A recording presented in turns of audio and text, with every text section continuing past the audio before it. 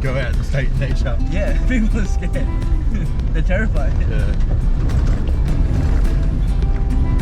And the human senses, right? The feelings. And when it's about to rain, you should know when it's about to rain. Yeah. When it's, about something shit's gonna go down, you should feel it, My dad's kind of taught me that sense about when it's going to rain and like what the weather's going to be like. But like people should just, know about it.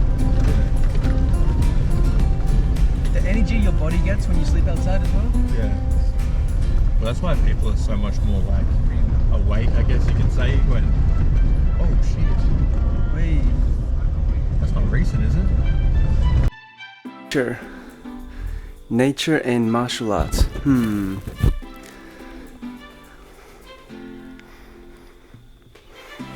Well, movement, martial arts, movement, the sun rising, the sun setting, life, death, fighting, enjoying life, living, pain, suffering. Questions.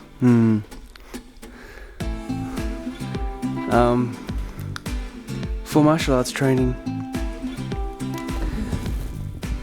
nature, in some instances I've been taught, comes first. In terms of the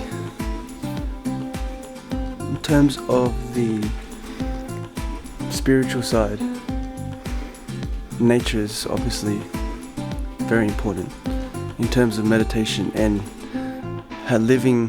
ideally living in a cycle that is in sync with nature itself, in that you're waking up early and then going to sleep when the sun goes down, repeating, etc. Out in nature, breathing, enjoying the energy. However, with modern life, that's often quite a struggle, especially for most people. I was going to say me, but then yeah, for me, I'm up late at night. I would wake up very late. I eat and drink at night, which is not great, but I do love training in nature. If I was to go be a full sweat martial artist, I'd probably have to wake up 4-5 a.m. in the morning, catch the sunrise, meditate, start training, start moving, start doing stuff, and yeah, essentially that would probably be the most important part, because from my knowledge, certain organs kick in when you wake up early. It's good for your overall health and body, so to be as healthy as possible is beneficial if you're trying to train something like martial arts or anything you may want to pursue. But currently in my life, I'm just cruising and sleeping in, staying up late.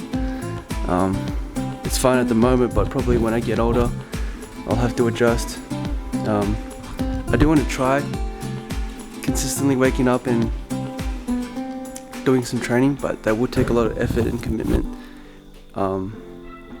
And yeah, I'll give it a go in the near future, probably down in a couple of months' time. We'll see how we go. It's definitely something I want to do. But yeah, nature is the best teacher in that, firstly, life, creation of life, and then death.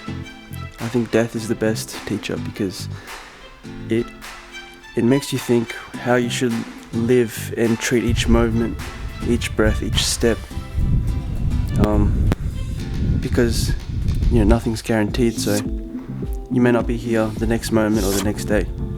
So if this was your last step or last meal or last time seeing a family or friend, how would you enjoy that moment?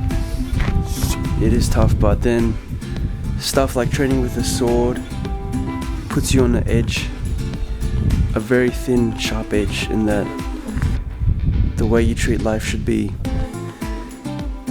very grateful, very very determined to be the best you can be. That would be my perspective.